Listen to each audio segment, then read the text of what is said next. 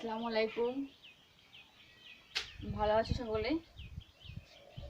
আচ্ছা, আশা করি ভালো আছো। দেখো, আমরা যে চ্যাপ্টারটা পড়ছি সেটা হচ্ছে দ্য সেল থিওরি।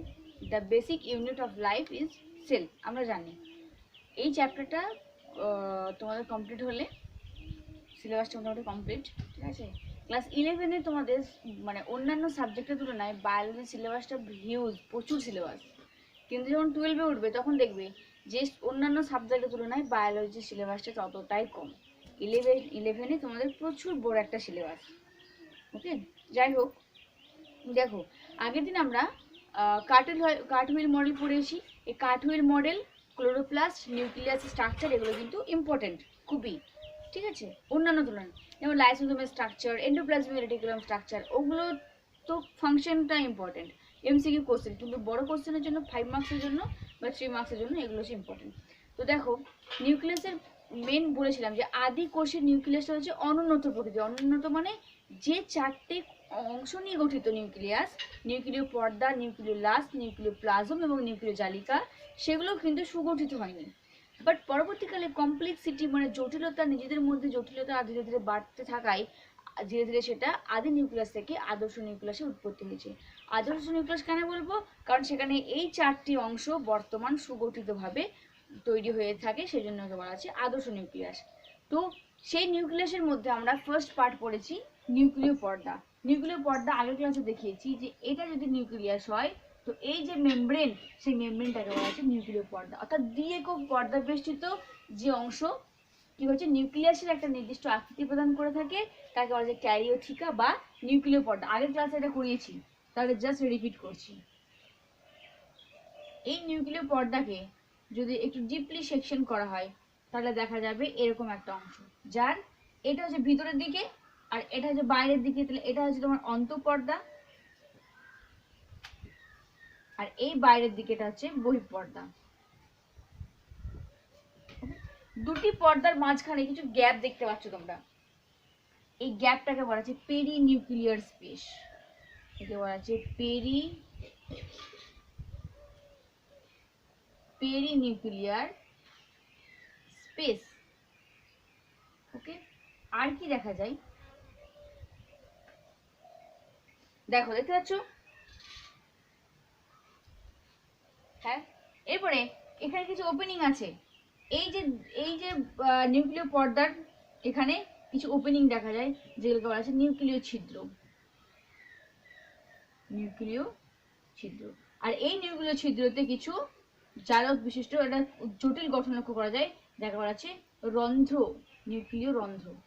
তাহলে এই যে ভিতরের পর্দা, সেটা হচ্ছে তোমার কি হচ্ছে, তোমার নিউক্লিয় লাসের সঙ্গে সংযুক্ত, সম্পূর্ণ যুক্ত। আর বহিঃপর্দা যেটা, সেখান থেকে আমরা দেখেছিলাম যে এটা যদি নিউক্লিয়াস হয় তাহলে এই নিউক্লিয়াসের বাইরের পর্দা থেকে এগুলো কি গঠিত হচ্ছে? সিস্টার্নি, এন্ডোপ্লাজম রেটিকুলামের সিস্টার্নি। তাহলে বহিঃপর্দার সঙ্গে রাইবোজোম এবং এন্ডোপ্লাজম রেটিকুলামের সিস্টার্নি সংযুক্ত থাকে। আচ্ছা, আর কি? এই যে ভিতরের পর্দা এবং দুটি পর্দার মাঝখানে স্পেস, পেরিনিউক্লিয়ার স্পেস, এবং যে নিউক্লিয়ার ওপেনিং, সেই নিউক্লিয়াস ওপেনিং বা ছিদ্রের আবার কিছু জটিল গঠন নিয়ে জটিল গঠন প্রদর্শন করে থাকে। কি কি থাকে এখানে? এখানে থাকে তিনটে জিনিস। একটা যে মধ্যচ্ছদা বা ডায়াফ্রামের মতো অংশ দেখা যায়, আর পর্দা থাকে বা সেপ্টাম, আর কি থাকে? প্লাগ থাকে। এই ধরনের মধ্যচ্ছদা এখানে বর্তমান কিছু প্লাগ লক্ষ্য করা যায়, আর কি থাকে না মেমব্রেন দিয়ে আবৃত থাকে এই যে ছিদ্র, এই ছিদ্রের গঠনটা।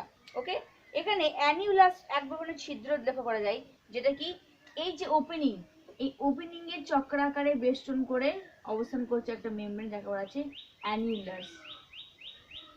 ঠিক আছে, এই অ্যানিউলাস সহ ছিদ্রকে বলা হয় পোর কমপ্লেক্স। ঠিক আছে, অনেক ক্ষেত্রে এই যে পোর কমপ্লেক্স বা ছিদ্র, এখানে কি থাকে? বললাম যে এই ছিদ্রটা আবার ঢাকা থাকে একটা পাতলা একটা মধ্যচ্ছদা পর্দা দ্বারা।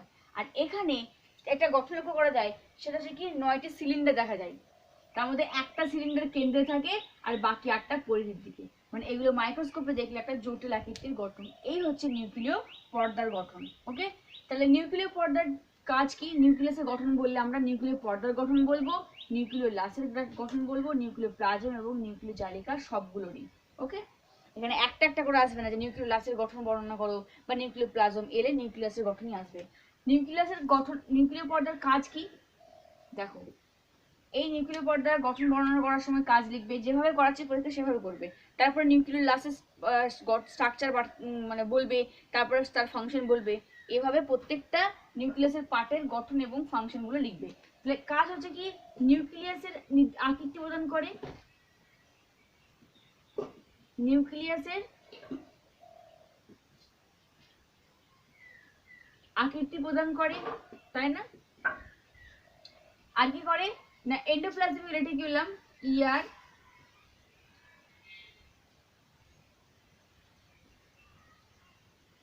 ইয়ার তৈরিতে সাহায্য করে অবশ্যই, কারণ ভিতরে যে নিউক্লিয়াস, সেই নিউক্লিয়াসের যে অংশ বললাম নিউক্লিয়ার পর্দা, তার উপস্থিতিতে তো সেই নিউক্লিয়ার পর্দা গঠিত হচ্ছে, তাই না? আচ্ছা, আর কি হচ্ছে না, নিউক্লিয় পর্দা নিউক্লিয়াসের মধ্যস্থ অংশ রক্ষা করবে, নিউক্লিয়াস মধ্যস্থ অংশকে রক্ষা করে নিউক্লিয়াস। এছাড়া আরো অনেক কাজ আছে, কি না, নিউক্লিয় পর্দা নিউক্লিওপ্লাজম এবং সাইটোপ্লাজমের মধ্যে একটা মিথস্ক্রিয়া নিয়ন্ত্রণ করে, লেখা হয়েছে। তারপরে কি বললাম, 4 নম্বর পয়েন্ট হচ্ছে যে নিউক্লিওপ্লাজম বা জালিকা, নিউক্লিওপ্লাজম ও সাইটোপ্লাজম, কোষের মধ্যে থাকা সাইটোপ্লাজম, এদের মধ্যে মিথস্ক্রিয়া বা সিম্বায়ন্ট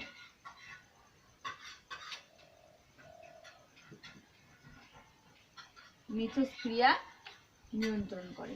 মিথস্ক্রিয়া মানে এর সঙ্গে ওর যে ম্যাচ বা ওকে কিছু মেটেরিয়ালস আদান প্রদান করে, সাইটোপ্লাজম নিউক্লিওপ্লাজম কিছু মেটেরিয়ালস আদান প্রদান করে, দিয়ে মিথস্ক্রিয়া একে অপরের সাহায্য করে অবস্থান করে। এছাড়া কি হচ্ছে না, এই নিউক্লিয় পর্দা পরোক্ষভাবে প্রোটিন সংশ্লেষে অংশগ্রহণ নেয়। তাহলে এই যে পয়েন্টগুলো সেগুলো মুখস্থ করে নেবে, বইতেও আছে।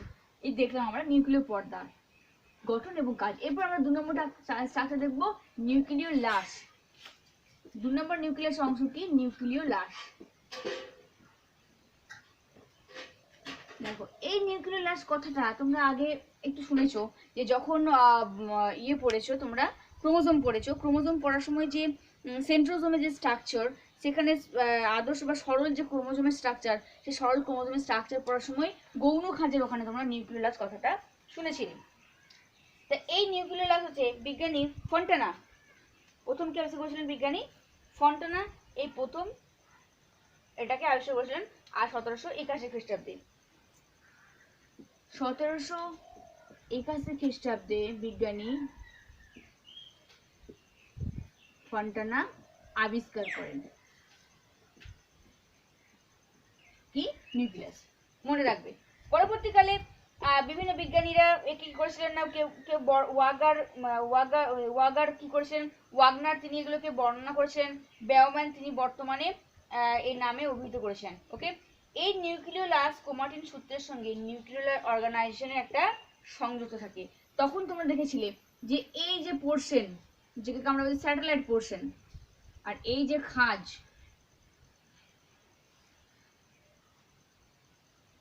এই যে অংশটা যেখানে ভিতরে কি ছিল, ক্রোমাটিন জালিকা, তাই না? তো এই যে অংশটাকে বলেছিলাম NOR, নিউক্লিওলার অর্গানাইজেশন। তো এই ক্রোমাটিনের সঙ্গে সংযুক্ত যে নিউক্লিওলাসের, বুঝা গেছে? নিউক্লিওলাস ক্রোমাটিন সূত্রের সঙ্গে যে নিউক্লিওলার অর্গানাইজেশন অঞ্চলে, এই অঞ্চলটাকে খাঁজটাকে বলা হচ্ছে নিউক্লিওলার অর্গানাইজেশন বা গৌণ খাঁজ। তোমরা এটা পড়েছো আগে, ক্লাস 9এও পড়েছো। তো এই গৌণ খাঁজ অঞ্চলে ক্রোমাটিনের সঙ্গে এই নিউক্লিওলাসটা কি থাকে, সংযুক্ত অবস্থায় থাকে। বুঝা গেছে? তাহলে আমরা নিউক্লিওলাস কাকে বলবো? নিউক্লিওলাস হচ্ছে নিউক্লিয়াসের মধ্যে পর্দাবিহীন যে গোলাকার অংশ, আম্লিক রঞ্জকে রঞ্জিত, এবং প্রধানত নিউক্লিয়াসের স্থির দশা দেখা যায়। অর্থাৎ নিউক্লিয়াসের স্থির যে স্টেবল অবস্থায় এটা লক্ষ্য করা যায়। যখন নিউক্লিয়াস বিভাজিত হয় না তার আগে দেখা যায়, তাই না? কারণ আমরা দেখেছি আস্তে আস্তে যে নিউক্লিওলাস নিউক্লিয় পর্দা বিলুপ্ত হতে থাকে, প্রোফেজ দশা, মেটাফেজ দশা, অ্যানাফেজ দশা, টেলোফেজ আবার সেগুলো আগমন ঘটে, তাই না? তো লাস্ট কাকে বলবো না, নিউক্লিয়াসের মধ্যে থাকা যে গোলাকার আম্লীয় প্রকৃতির যে অংশ, এক বা একের বেশি বর্তমান থাকে পর্দাবিহীন, যাকে আমরা বলছি নিউক্লিওলাস। ওকে, এরপরে দেখো নিউক্লিওলাস, এটা হচ্ছে তোমার ধরো কোষের মধ্যে নিউক্লিয়াস, নিউক্লিয়াসের মধ্যে থাকা নিউক্লিওলাস। এটা হচ্ছে সেল, এটা হচ্ছে নিউক্লিয়াস, আর এই যে ভিতরের অংশটাকে বলা হচ্ছে নিউক্লিওলাস, গোলাকার যে অংশ। বোঝা গেছে? এই নিউক্লিওলাসকে যদি আমি ভালো করে বড় করে ডায়াগ্রামটা দেখাই তাহলে কিরকম দেখতে হবে দেখো। দেখো আমরা বোর্ডটা ছোট, তাই মানে ডায়াগ্রামটা বড় করে আঁকাটা মানে সম্ভব হলো না, ঠিক আছে?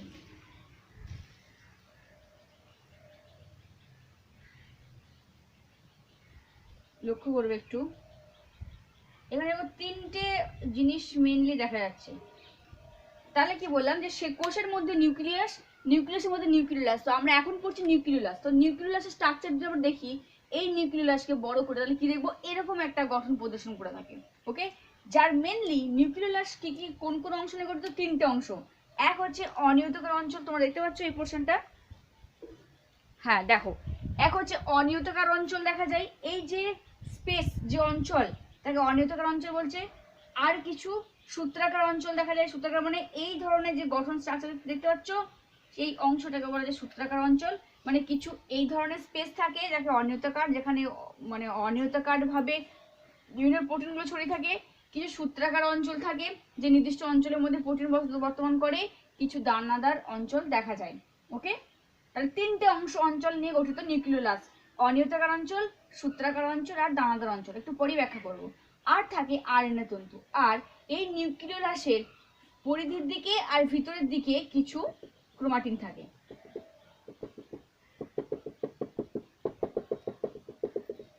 এগুলো মাইক্রোস্কোপে যদি দেখো তাহলে খুব ভালোভাবে এটা লক্ষ্য করা যাবে। ওকে, এখানে ক্রোমাটিনের অংশ দুটি দেখা যায়। একটা দেখো পরিধির দিকে, মানে নিউক্লিওলাসের পরিধির দিকে যে সমস্ত ক্রোমাটিন অবস্থান করে তাকে বলা যায় পেরিনিউক্লিয়ার ক্রোমাটিন। আর এই দেখো ভিতরের দিকে অর্থাৎ সেন্টার পোর্শনে কেন্দ্রের দিকে যে সমস্ত ক্রোমাটিন অবস্থান করছে তাকে বলা হচ্ছে অন্তস্থ ক্রোমাটিন। এটা আমি লিখতে পারলাম না, বোর্ডে জায়গা নেই বলে, বা ইন্ট্রানিউক্লিয়ার ক্রোমাটিন। বোঝা গেছে? তাহলে তিনটে অংশ, দানাদার অঞ্চল, অনিয়তাকার অঞ্চল এবং সূত্রাকার অঞ্চল নিয়ে গঠিত। এছাড়া কিছু আরএনএ ফাইবার থাকে।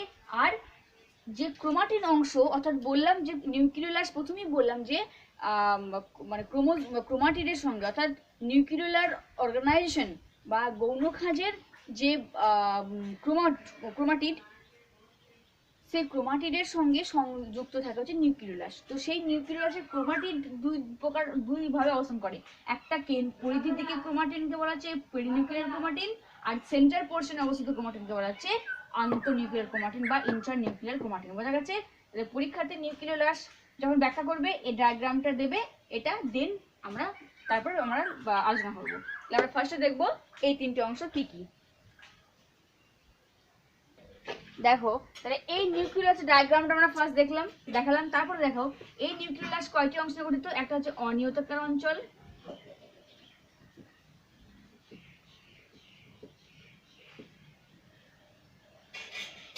দুই হচ্ছে দানাদার অঞ্চল,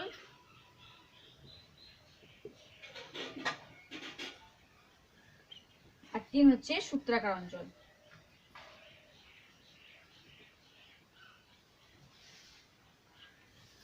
বুঝে গেছে? দেখো এই যে অনিয়তাকার অঞ্চল, এটা একটা নাম আছে, দেখা বলছে অ্যামফরাস অঞ্চল। তাহলে তিনটে অংশ নিয়ে গঠিত, অনিয়তাকার অঞ্চল, দানাদার অঞ্চল বা গ্যানিউস অঞ্চল আর সূত্রাকার অঞ্চল। অনিয়তাকার অঞ্চল আমরা কোনটা দেখালাম একটু আগে, যে এই যে স্ট্রাকচার, সেখানে কিছু দেখলাম ক্রোমাটিন ভিতরের দিকে আর কিছু ক্রোমাটিন বাইরের দিকে অবস্থিত। এই যে স্ট্রাকচার, এখানে ভিতরের দিকে যে অনিয়তাকার ভাবে, অর্থাৎ নিউক্লিয়াসের নিউক্লিয়াসের ধাত্রে যে সমস্ত প্রোটিন অবস্থান করে তাকে বলা হচ্ছে অনিয়তাকার অঞ্চল। ওকে, তাহলে নিউক্লিয়াসের সমসত্ব ধাত্র বিশেষ এই অঞ্চল প্রোটিন দ্বারা গঠিত। তাহলে অনিয়তাকার অঞ্চল হচ্ছে এটা সমসত্ব ধাত্র বিশেষ, মানে যে লিকুইডটা আছে সেটা সমসত্ব মানে ইকুয়ালি আর এখানে কি অবস্থিত, প্রোটিন থাকে, এখানে কি থাকে, কিছু ধাত্র প্রোটিন থাকে। 2 নম্বর বললাম কি অবস্থিত গঠিত, দানাদার অঞ্চল। দেখো দানাদার অঞ্চল হচ্ছে যে এই যে অংশের মধ্যে বললাম এই ফাইবার আকৃতি, অর্থাৎ নিউক্লিয়াসের মধ্যে যে দানার মতো কিছু অংশ দেখা যায়, অঞ্চল দেখা যায় এইরকম, এখানে ছোট্ট ছোট্ট অনিয়তাকার অঞ্চল বললাম যেখানে প্রোটিন থাকে, আর দানাদার মানে যেখানে কিছু সূক্ষ্ম সূক্ষ্ম এবং ক্ষুদ্র প্রোটিন অবস্থান করছে যে অঞ্চলটাকে, তখন তাকে আমরা বলছি দানাদার অঞ্চল। অর্থাৎ দানা বা গ্র্যানিউলস নিয়ে গঠিত। এই দানাগুলো নিউক্লিওলাসের ধাত্রে বিক্ষিপ্তভাবে ছড়িয়ে থাকে এবং প্রোটিন আর আরএনএ দ্বারা গঠিত। ওকে, তাহলে অনিয়তাকার অঞ্চলে ধাত্র প্রোটিন থাকে, আর দানাদার হচ্ছে তোমার কি এগুলো নিউক্লিয়াসের এই নিউক্লিয়াসের মধ্যে বিক্ষিপ্তভাবে এখানে ওখানে ছড়িয়ে থাকে। এগুলো মাইক্রোস্কোপিতে ক্লিয়ার বোঝা যাবে যে কোনটা অনিয়তাকার অঞ্চলের প্রোটিন, কোনটা দানাদার অঞ্চলের প্রোটিন। দানাদার অঞ্চল মনে করবো নিউক্লিয়াসের বিক্ষিপ্তভাবে অবস্থানকারী যে সমস্ত প্রোটিন মানে ছড়িয়ে ছিটিয়ে থাকে যাকে বলা হচ্ছে, বা দানাযুক্ত দানা বা গ্র্যানিউল ছড়িয়ে ছিটিয়ে থাকে সে অঞ্চলটাকে বলা হচ্ছে দানাদার অঞ্চল। সেখানে কি থাকে, এক থাকে আরএনএ ও প্রোটিন থাকে।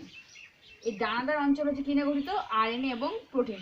এখানে কি থাকে, প্রোটিন থাকে 2 অণু আর আরএনএ থাকে 1 অণু, অর্থাৎ 2:1 অনুপাতে এরা অবস্থান করে। দুটো প্রোটিন দুটো আরএনএ একটা প্রোটিন, দুটো আরএনএ একটা প্রোটিন, এইভাবে এই সজ্জাক্রমে অবস্থিত অঞ্চলটাকে বলা হচ্ছে দানাদার অঞ্চল। ওকে, আর একটা অংশ বললাম সূত্রাকার অঞ্চল। থার্ড বললাম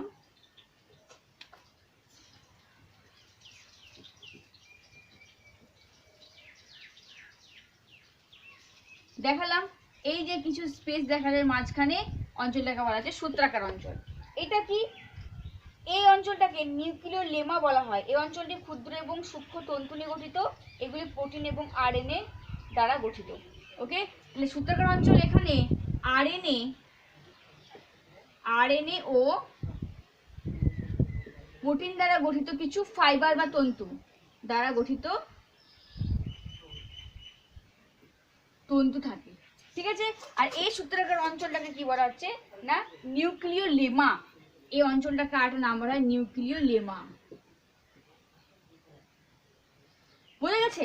সূত্রাকার অঞ্চল যেখানে তোমার আরএনএ এবং যে প্রোটিন বললাম যে যারা দানাদার অঞ্চলের মধ্যে অবস্থান করছে, সেই আরএনএ এবং প্রোটিন দ্বারা গঠিত কিছু ফাইবার বা তন্তু থাকে, যেগুলোকে বলা হচ্ছে কি না নিউক্লিয় লেমা বা সূত্রাকার অঞ্চল। ওকে, এগুলো সিম্পল একটা স্ট্রাকচার, খুব ইজি, তাই না, খুব টাফ নয়। আর ফোর্থ বলতে ভুলে গেছিলাম, ফোর্থ একটা অঞ্চল দেখা যায় যাকে বলা হচ্ছে ক্রোমাটিন অঞ্চল। ফোর্থ হচ্ছে ক্রোমাটিন অঞ্চল। ক্রোমাটিন অঞ্চল কোনগুলোকে বলবো না, এই যে একটা হচ্ছে তোমার পরিধির দিকে অবস্থিত ক্রোমাটিন হচ্ছে, আর একটা এইভাবে কেন্দ্রের দিকে অবস্থিত। তাহলে ক্রোমাটিন অঞ্চল বললাম যে নিউক্লিয়ার অর্গানাইজেশন বা গৌণ খাঁজের সঙ্গে ক্রোমাটিনের সঙ্গে সংযুক্ত অবস্থা থাকে। সেই ক্রোমাটিনের দুটি অংশ বিশেষ, একটা হচ্ছে তোমার কি পরিধির দিকে অবস্থিত, যেগুলি নিউক্লিয়াসের পরিধির দিকে অবস্থান করে সেই ক্রোমাটিড গুলোকে বলা হচ্ছে পেরিনিউক্লিয়ার ক্রোমাটিড। ওকে, ক্রোমাটিন বলা হচ্ছে পেরিনিউক্লিয়ার ক্রোমাটিন, আর যেগুলো নিউক্লিয়াসের কেন্দ্রের দিকে অবস্থান করে তাকে বলা হচ্ছে অন্তঃনিউক্লিয়ার ক্রোমাটিন। একটা হচ্ছে অন্তঃনিউক্লিয়ার ক্রোমাটিন বা ইন্ট্রানিউক্লিয়ার ক্রোমাটিন, অন্তঃনিউক্লিয়ার ক্রোমাটিন, আর এটা যেহেতু পরিধির দিকে তাইকে বলা হচ্ছে পেরিনিউক্লিয়ার ক্রোমাটিন, পেরিনিউক্লিয়ার ক্রোমাটিন, ঠিক আছে। তাহলে বোঝা গেছে, তাহলে নিউক্লিয়াস গঠন একটা অনিয়তাকার অঞ্চল, দানাদার অঞ্চল সবগুলোই মোটামুটি প্রোটিন দ্বারা গঠিত, আর একটা সূত্রাকার অঞ্চল যেখানে আরএনএ এবং প্রোটিন থেকে গঠিত ফাইবার জাতীয় কিছু তন্তু থাকে। আচ্ছা, আর কি দেখালাম যে ক্রোমাটিন অঞ্চল যেখানে ভিতরের দিকে এবং বাইরের দিকে কিছু কি ক্রোমাটিন দ্বারা গঠিত, সেই ক্রোমাটিনের ভিতরে এবং বাইরের দিকে অবস্থান অনুযায়ী তাদের আন্তঃক্রোমাটিন এবং পেরিনিউক্লিয়ার ক্রোমাটিন বলা হয়ে থাকে। দেখো নিউক্লিওলাসের কাজটা দেখো, এই নিউক্লিওলাস হচ্ছে রাইবোজোমাল প্রোটিন, আরএনএ এবং প্রোটিন সংশ্লেষের প্রধান স্থান। প্রধান সংশ্লেষিত হয় এই নিউক্লিওলাসের মধ্যে। এছাড়া রাইবোজোমের উপাদানগুলো গঠনের প্রধান কেন্দ্রস্থল, রাইবোজোমাল যে আরএনএ বা রাইবোজোমাল প্রোটিন সেগুলো গঠিত হয় কোথায়, এই নিউক্লিওলাসের মধ্যে, অর্থাৎ প্রধান কেন্দ্রস্থল। আর কি হচ্ছে না, এই রাইবোজোমাল প্রোটিন গঠিত হওয়ার পর সেগুলো প্রথমে যায় নিউক্লিয়াসের মধ্যে এবং তারপরে সাইটোপ্লাজমের মধ্যে বাহিত হয়ে থাকে। আর নিউক্লিওলাস যখন বিভাজন হয়, সেই বিভাজন হওয়ার সময় তারা বেমতন্তু গঠনের সহায়তা নেয়, অর্থাৎ কোষ বিভাজনের বা নিউক্লিয় বিভাজনের প্রোফেজ দশাতে এই নিউক্লিওলাস অবলুপ্তি ঘটে, আবার টেলোফেজ দশা সেগুলোর আগমন হয়ে থাকে। তাহলে এই সমস্ত কার্যকারী ভূমিকা পালন করে থাকে নিউক্লিওলাস।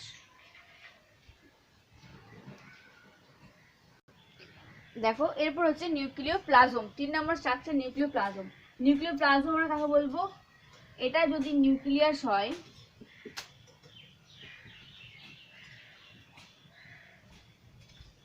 এখানে এটা হচ্ছে এটা নিউক্লিয় পর্দা, এটা নিউক্লিয় পর্দা, এটা হচ্ছে তোমার নিউক্লিয় লাশ।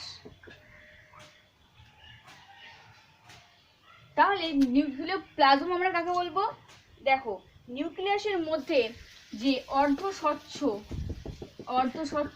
কি থাকে, তার মধ্যে ছড়িয়ে থাকে নিউক্লিয় জালক। তাহলে নিউক্লিয়াসের মধ্যে যে অর্ধস্বচ্ছ দানাদার আকৃতির অংশ, যেখানে নিউক্লিওপ্লাজম এবং নিউক্লিয় লাশ কি থাকে না ভাসমান অবস্থায় অবস্থান করছে, তখন সেটাকে বলা হচ্ছে নিউক্লিওপ্লাজম। নিউক্লিওপ্লাজম কোনটা, নিউক্লিয়াসের মধ্যে যে স্বচ্ছ অর্ধতরল দানাদার মতো পদার্থে যেখানে নিউক্লিয় লাশ এবং নিউক্লিয় জালিকা অবস্থান করছে, তখন সেটাকে সেই অংশটাকে বলা হচ্ছে নিউক্লিওপ্লাজম। বোঝা গেছে? অর্থাৎ এই যে দানাদার মতো অংশ, যে অংশে নিউক্লিয় জালিকা, এটা হচ্ছে জালিকা, নিউক্লিয় জালিকা, যে অংশের মধ্যে নিউক্লিয় জালিকা এবং নিউক্লিয় লাশ ভাসমান অবস্থায় থাকে, এছাড়াও ডিএনএ আরএনএ কিছু প্রোটিন উৎসেচক অবস্থান করছে, সেই অঞ্চলটাকে বলা হচ্ছে নিউক্লিওলাস। ওকে, তাহলে এই যে দানাদার মতো অংশ, যে অংশটাকে বলা হচ্ছে নিউক্লিওপ্লাজম, এবং যার মধ্যে হচ্ছে তোমার ক্রোমাটিন জালিকা বা নিউক্লিয় জালিকা এবং নিউক্লিয় লাশ অবস্থান করছে। তাহলে নিউক্লিওপ্লাজম হচ্ছে যে নিউক্লিয়াসের মধ্যে অবস্থিত যে স্বচ্ছ দানাদার আকৃতির অংশ, যেখানে নিউক্লিয় লাশ এবং নিউক্লিয় প্লাজম বা নিউক্লিয় জালিকা, যেখানে নিউক্লিয় লাশ এবং নিউক্লিয় জালিকা অবস্থান করছে, সেই অঞ্চলটাকে বা সেগুলোকে বলা হচ্ছে নিউক্লিওপ্লাজম। অর্থাৎ নিউক্লিয় পর্দা, দেখো নিউক্লিয় পর্দা আর নিউক্লিয় লাশের এই যে মধ্যবর্তী যে অংশটা, সেই অংশের মধ্যে অবস্থান করছে নিউক্লিয় জালিকা, যাকে বলা হচ্ছে নিউক্লিওপ্লাজম। ওকে, তাহলে কি বললাম, নিউক্লিয় পর্দা ও নিউক্লিয় লাশ, নিউক্লিয় লাশের মধ্যবর্তী স্থানে যে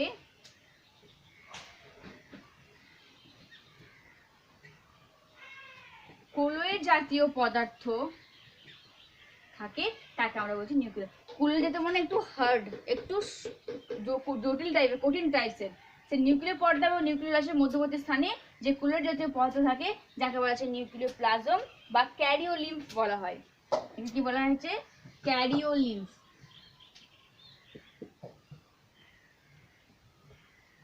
বুঝা গেছে? এই যে নিউক্লিওপ্লাজম, এই নিউক্লিওপ্লাজমের মধ্যে কি অবস্থান করছে, নিউক্লিয় জালিকা বা ক্রোমাটিন জালিকা এবং নিউক্লিয় লাশ ভাসমান অবস্থায় থাকে নিউক্লিওপ্লাজমের মধ্যে। এছাড়াও এখানে কিছু আরএনএ, কিছু ডিএনএ, ফসফোপ্রোটিন, হিস্টোন, নানা ধরনের উৎসেচক, নানা প্রকার খনিজ লবণ ইত্যাদিও থাকে। তাহলে এখানে আর কি থাকে, নিউক্লিক অ্যাসিড হিসেবে ডিএনএ, আরএনএ আর ফসফোপ্রোটিন, হিস্টোন প্রোটিন, নন হিস্টোন প্রোটিন তোমরা পড়েছো কোষ বিভাজন চ্যাপ্টার পড়ার সময়। হিস্টোন প্রোটিন, কিছু ভিটামিন, খনিজ এবং উৎসেচক, ঠিক আছে? এই সবগুলো হচ্ছে অবস্থান করে কার মধ্যে, খনিজ এবং উৎসেচক নিউক্লিওপ্লাজমের মধ্যে। ওকে, এবং এখানে কিছু প্রোটিনের সূক্ষ্ম তন্তু নিয়ে গঠিত ক্রোমাটিনের কাঠামো হিসেবে কাজ করে, দেখা হচ্ছে নিউক্লিওলার ম্যাট্রিক্স বা ধাতু। এবং এই নিউক্লিওপ্লাজমের মধ্যে কিছু ফাইবারের মতো তন্তু লক্ষ্য করা যায়, যাদেরকে বলা হচ্ছে নিউক্লিয়ার ম্যাট্রিক্স বা ধাত্র। তাহলে বোঝা গেল নিউক্লিওপ্লাজম কি? নিউক্লিয় পর্দা এবং নিউক্লিয় লাশের মধ্যবর্তী অংশে অবস্থিত যে কোলয়েড জাতীয় পদার্থ দেখা হচ্ছে নিউক্লিওপ্লাজম। অর্থাৎ নিউক্লিওপ্লাজম কাকে কি না, নিউক্লিয়াসের মধ্যে অবস্থিত যে যে স্বচ্ছ সমসত্ব দানাদার প্রকৃতির অংশ, যেখানে নিউক্লিওপ্লাজম এবং বা নিউক্লিয় জালিকা ও নিউক্লিয় লাশটা ভাসমান অবস্থায় থাকে, তাকে বলছি নিউক্লিওপ্লাজম। এই নিউক্লিওপ্লাজমের মধ্যে DNA, RNA, histone, non histone protein, histone protein আর কিছু খনিজ পদার্থ, উৎসেচকগুলি অবস্থান করছে, তাকে বলা হচ্ছে নিউক্লিওপ্লাজম। দেখো নিউক্লিয় প্লাজমের কাজ কি?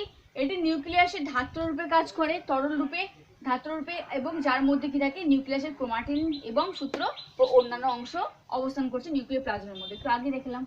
লাস্ট যেটা বাকি থাকলো সেটা হচ্ছে নিউক্লিয় জালিকা। নিউক্লিয় জালিকা কোনটাকে বলবো? এই হচ্ছে তোমার নিউক্লিয়াস, নিউক্লিয় পর্দা,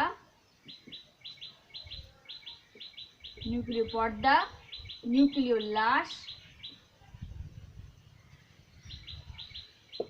এই যে অংশগুলো দেখতে পাচ্ছ দানাদার প্রকৃতির, যাকে বলা হচ্ছে নিউক্লিওপ্লাজম।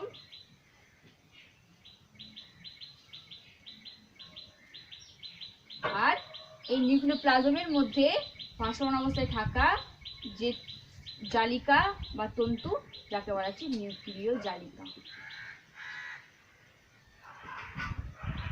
বা ক্রোমাটিন জালিকা। তাহলে বোঝা গেছে কোনটা নিউক্লিয় জালিকা। তাহলে আমরা বলতে পারি যে ইন্টারফেজ দশায়, কোষ বিভাজনের সময় পড়েছো যে মাইটোটিক ফেজ আর ইন্টারফেজ, সেই ইন্টারফেজ দশাতে হচ্ছে নিউক্লিওপ্লাজমে ইন্টারফেজ দশায় নিউক্লিওপ্লাজমের মধ্যে অবস্থানকারী যে ক্ষারীয় রঞ্জকে রঞ্জিত এবং নিউক্লিয় প্রোটিন দ্বারা গঠিত যে সূত্রাকার অংশ গঠিত হচ্ছে, জালিকাকারে অবস্থান করছে, তাকে বলা হচ্ছে নিউক্লিয় জালিকা। তাহলে কি বললাম যে ইন্টারফেজ দশায়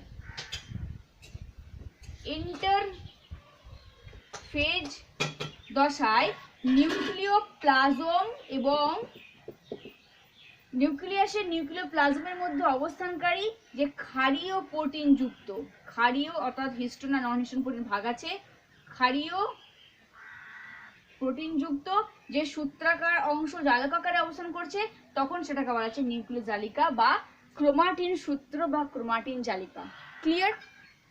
বোঝা গেছে ক্রোমাটিন জালিকা, ক্রোমাটিন সূত্রটা কি? আচ্ছা, এই যে নিউক্লিয়াসের মধ্যে অসংখ্য যে প্যাঁচানো সূত্রাকার অংশ থাকে, একে বলা হচ্ছে ক্রোমাটিন সূত্র। অর্থাৎ নিউক্লিয় জালিকা যেটা বলছি সেটা আসলে কি? ক্রোমাটিন সূত্র। এটা হচ্ছে আসলে প্যাঁচানো ক্রোমাটিন সূত্র। বোঝা গেছে? যেটি জালিকাকারে অবস্থান করেছে নিউক্লিওপ্লাজমের মধ্যে। ঠিক আছে? এই ক্রোমাটিন সূত্রে কি থাকে? এই ক্রোমাটিন সূত্রটা অ্যাকচুয়ালি কি দ্বারা গঠিত? ডিএনএ বা আরএনএ, নিউক্লিক অ্যাসিড থাকে ও প্রোটিন।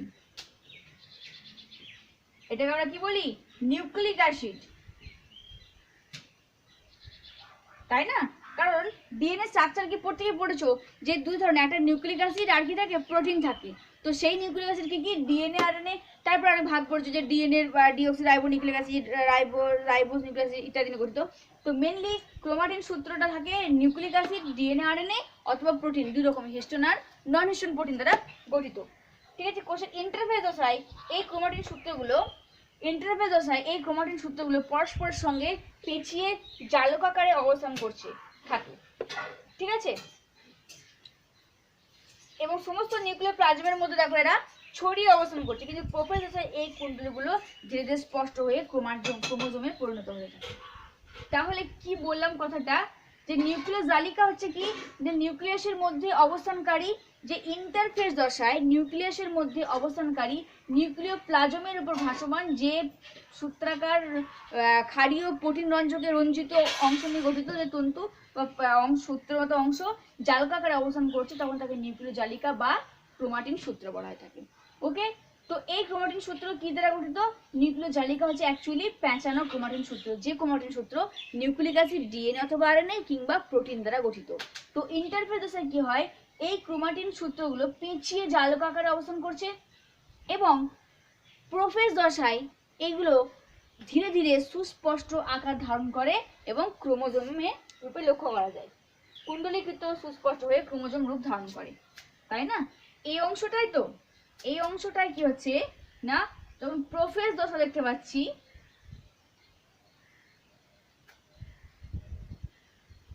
এই প্রোফেজ দশায় কি হচ্ছে, এইগুলো ধীরে ধীরে প্যাঁচগুলো খুলতে থাকে, দিয়ে সুস্পষ্ট আকার ধারণ করতে থাকে এই জটিলতা প্যাঁচটা জল বিভাজনের ফলে। বোঝা গেছে? তাহলে এটা কি? আচ্ছা দেখো, তাহলে আশা করি ক্লিয়ার যে ক্রোমাটিন জালিকা বা নিউক্লিয় জালিকা কি, যেটা ইন্টারফেজ দশাতে লক্ষ্য করা যায়, জালিকাকারে পেঁচানোভাবে অবস্থান করে, যার প্রধান বস্তু নিউক্লিক অ্যাসিড বা ডিএনএ আরএনএ অথবা প্রোটিন। এবং এই জালিকাগুলো হচ্ছে তোমার কি, ক্রোমাটিন সূত্র, যে ক্রোমাটিন সূত্রগুলো প্রোফেজ দশায় গিয়ে সুস্পষ্ট আকৃতি ধারণ করে। ওকে, দেখো বিজ্ঞানী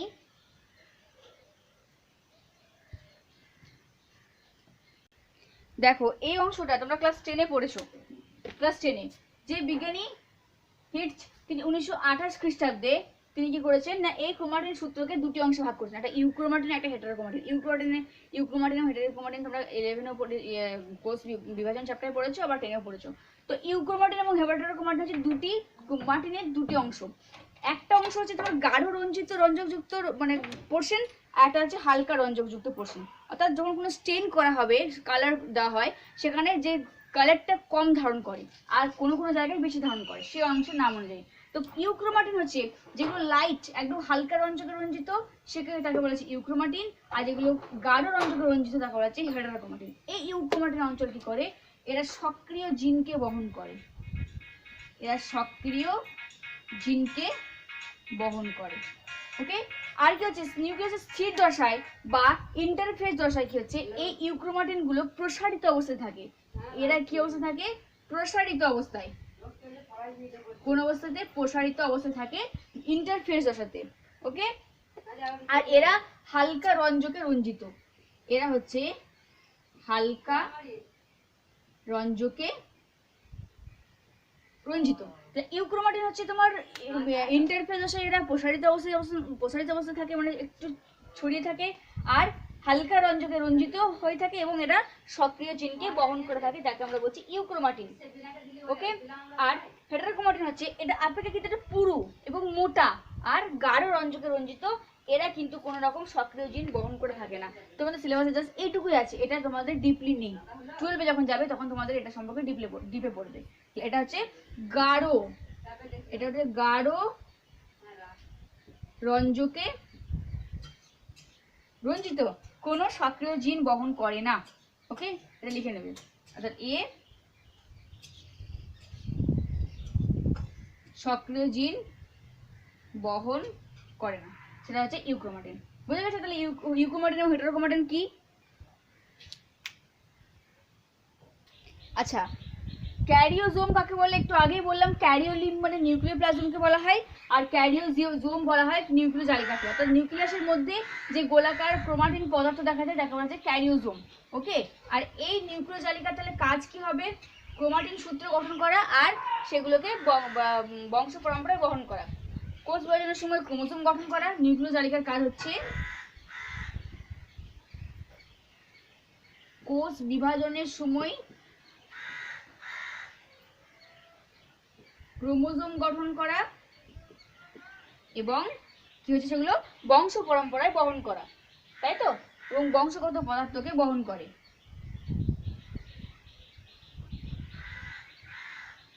বংশগত পদার্থ বহন করা অবশ্যই, কারণ ক্রোমোজোমই তো হচ্ছে আমাদের যে মানে বংশগত যে ক্যারেক্টার। ক্রোমোজোম আমরা কাকে বলছি না, বংশগত চারিত্রিক কোনো বৈশিষ্ট্য যখন একটা জেনারেশন থেকে আরেকটা জেনারেশনের মধ্যে ট্রান্সফার করে, কে? এই ক্রোমোজোমই তো, তাই না? অর্থাৎ ক্রোমোজোমের মধ্যে থাকা জিন কি করছে না, বংশগত পদার্থগুলিকে একটা জেনারেশন থেকে পরবর্তী জেনারেশনে বংশ পরম্পরা সঞ্চয় করে থাকে। তাহলে এই হচ্ছে নিউক্লিয়াসের গঠন। সেখানে নিউক্লিয় পর্দা দেখলাম, নিউক্লিয় লাস্ট, নিউক্লিয় প্লাজম এবং নিউক্লিয় চালিকা। এগুলো ভালো করে পড়ে ছবি মানে নোট করে রাখবে, ড্রয়িংটা মাস্ট। প্রত্যেক একটা প্রথমে নিউক্লিয়াসের গঠন বলার সময় একটা জেনারেল স্ট্রাকচার যেখানে সব অংশ থাকবে, পরবর্তীকালে নিউক্লিয় পর্দা দেখানোর সময় নিউক্লিয় মেমব্রেনের স্ট্রাকচার, নিউক্লিয় লাস্ট, নিউক্লিয় প্লাজম, নিউক্লিয় জালিকা স্ট্রাকচার দিয়ে বর্ণনা করবে এবং তাদের ফাংশন লিখবে 5 মার্কসের জন্য। দেখো, আর নিউক্লিয়াসের রাসায়নিক গঠন বলতে রাসায়নিক কি কি উপাদানে গঠিত? ডিএনএ, ক্ষারীয় প্রোটিন, আম্লীয় প্রোটিন, অর্থাৎ তোমরা ডিএনএ স্ট্রাকচার সময় পড়েছো হিস্টোন আর নন হিস্টোন প্রোটিন, লিপিড থাকে, আর নিউক্লিক অ্যাসিড থাকে কি কি? নিউক্লিক অ্যাসিড দুই প্রকার, একটা হচ্ছে তোমার ডিএনএ অর্থাৎ ডিঅক্সিরাইবোজ শর্করা, আরটা হচ্ছে আরএনএ বা ডিঅক্সিরাইবোনিউক্লিক অ্যাসিড, একটা হচ্ছে তোমার কি রাইবোনিউক্লিক অ্যাসিড। দুই প্রকার অংশ নিয়ে গঠিত, ডিঅক্সিরাইবোনিউক্লিক অ্যাসিড, রাইবোনিউক্লিক অ্যাসিড। কিছু প্রোটিন থাকে, আচ্ছা আর কি থাকে না কয়েক প্রকার খনিজ লবণ থাকে, সোডিয়াম, পটাশিয়াম, ক্যালসিয়াম, ম্যাগনেসিয়াম ইত্যাদি। সোডিয়াম, পটাশিয়াম, ক্যালসিয়াম, ম্যাগনেসিয়াম অর্থাৎ খনিজ পদার্থ, যেগুলো মেন এলিমেন্ট নিয়ে গঠিত হচ্ছে নিউক্লিয়াস। ওকে, ডিএনএ, ক্ষারীয় প্রোটিন, আম্লীয় protein, histone, non histone, nucleic acid, DNA, RNA, deoxyribonucleic acid, ribonucleic acid, তারপর শর্করা আছে ডিঅক্সিরাইবোজ শর্করা, রাইবোজ শর্করা, খনিজ পদার্থ থাকে, কিছু উৎসেচক থাকে, এই নিয়ে গঠিত হচ্ছে রাসায়নিক গঠন। ওকে, যদি এক মাস আছে লিখে দেবে ইজি। আচ্ছা, এরপরে যদি বলে নিউক্লিয়াসের কাজ বলো, তখন কি বলবে? নিউক্লিয়াসের কাজ মানে সবগুলোর কাজ। যদি আসে যে নিউক্লিয়াসের কাজ মানে অ্যাকচুয়াল নিউক্লিয়াসের, তাহলে আমি কি বলতে পারি যে নিউক্লিয়াসের কাজ আমরা সবগুলো দিতে পারি। যে আদর্শ কোষে নিউক্লিয়াসে একটা প্রয়োজনীয় একটা সংযোজক হিসেবে কাজ করে, যোগাযোগ রক্ষা করে। এটি আদর্শ কোষের সংযোজক হিসাবে কাজ করে, অর্থাৎ এই তো মেন বৈশিষ্ট্যগুলোকে বহন করে, অর্থাৎ আমরা বলতে পারি কোষের মস্তিষ্ক বলা হয়ে থাকে। এগুলো বই আছে, লিখে নেবে। আর কি আছে না বিভিন্ন বিপাকীয় পদার্থগুলোকে নিয়ন্ত্রণ করে, জেনেটিক পদার্থ বহন করে, আরএনএ এবং প্রোটিনের বংশ বিস্তার করে, আমরা একটু আগে দেখলাম। অর্থাৎ সবগুলোর কাজ হবে, সবগুলো। নিউক্লিয় জালিকার কাজটাও নিউক্লিয়াসের কাজ, নিউক্লিয়াসের কাজটাও নিউক্লিয়াসের কাজ। তাহলে কি বলবো? কোষ বিভাজনে মুখ্য ভূমিকা পালন করে, জেনেটিক পদার্থকে বংশগত বৈশিষ্ট্যকে এক জেনারেশন থেকে পরবর্তী জেনারেশনের মধ্যে ট্রান্সফার করে, তাকে আমরা বলছি যে নিউক্লিয়াসের কাজ। আচ্ছা, প্রোটিন এবং আয়রন সংশ্লেষ করে ইত্যাদি। ওকে, তাহলে নিউক্লিয়াসের যে স্ট্রাকচার সেটা কমপ্লিট হলো, এটা ভালো করে রাখবে।